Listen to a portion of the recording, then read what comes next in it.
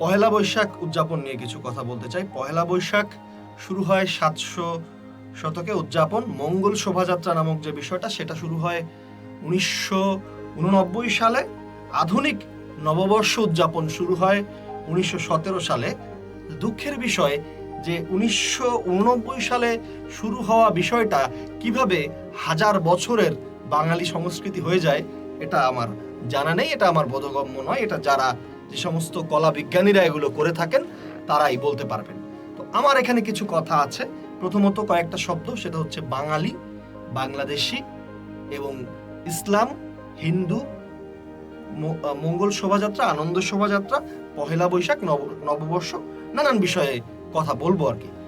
নববর্ষ বিষয়টা, বাংলা নববর্ষ বিষয়টা ঐতিহাসিকভাবে যে কারণে শুরু হয় বা যে কারণে এই নববর্ষ প্রেক্ষাপটটা আমাদের সামনে আসে, সেটা ছিল যে চৈত্র মাসে যার কাছে যত দেনা পাওনা আছে, বিশেষ করে যারা জমিদাররা ছিলেন, জমিদাররা খাজনা বা জমির লিজের টাকা বা বর্গার টাকা পয়সা তুলতেন এবং দোকানদাররা তাদের বিভিন্ন জায়গায় যে পাওনা টাকা ছিল সেগুলো তুলতেন এবং বছরের প্রথম দিনে, বাংলা নববর্ষের প্রথম দিনে, মানে বাংলা নববর্ষের দিনে তারা তাদেরকে মিষ্টি দিয়ে আপ্যায়ন করতেন বা অন্যান্য খাবার দিয়ে আপ্যায়ন করতেন।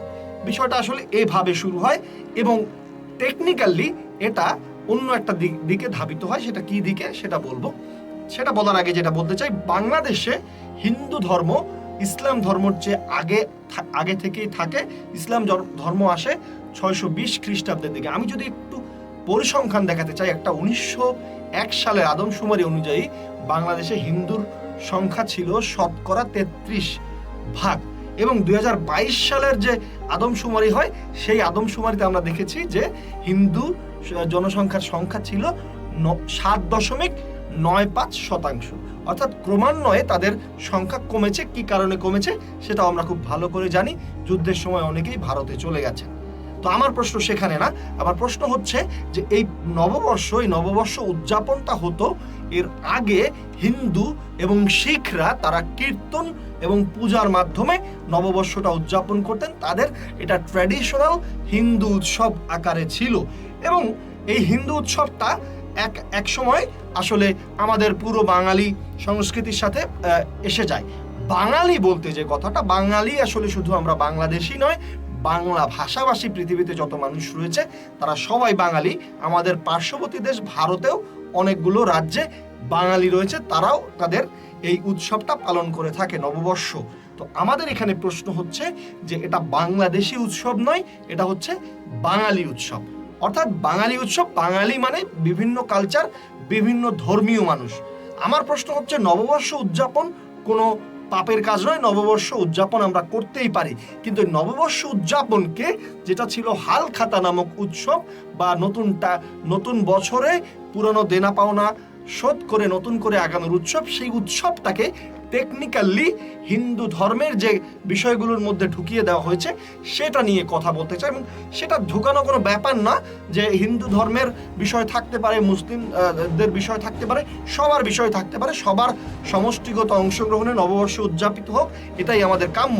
কিন্তু টেকনিক্যালি যে কাজটা করা হয়েছে, যে আমাদের ইসলাম ধর্মের ক্ষেত্রে যে সমস্ত কাজগুলো একদম স্পষ্টত হারাম, মানে মূর্তি পূজা বা বিভিন্ন মূর্তির উপাসনা করা, আমরা যে হাতি ঘোড়া বা বিভিন্ন আকৃতি বিকৃতি তৈরি করা হয়, এটা আমাদের জন্য সরাসরি হারাম। তো আমার কথা হচ্ছে যে দেশে 90% মানুষ মুসলমান, সেই দেশের একটা দেশীয় উৎসবে কিভাবে সেই 90% মানুষের জন্য হারাম, সেই বিষয়টাকে আসলে এইভাবে স্থাপন করা হয়েছে বা এই বিষয়টাকে ডেভেলপ করা হয়েছে, এটা আমার জানা নেই। আগে এত বেশি সোশ্যাল মিডিয়া বা বিভিন্ন মাধ্যমে এত বেশি প্রচারণা হতো না বলে মানুষ মঙ্গল শোভাযাত্রার এই বিষয়গুলো মানুষের জ্ঞান বুদ্ধির আড়ালে ছিল। কিন্তু এখন মানুষ বুঝতে শিখেছে, মুসলমানরা এখন বুঝতে শিখেছে যে এটা আমাদের ধর্মীয় সংস্কৃতির সাথে সরাসরি আসলে বিবাদ ছড়াচ্ছে।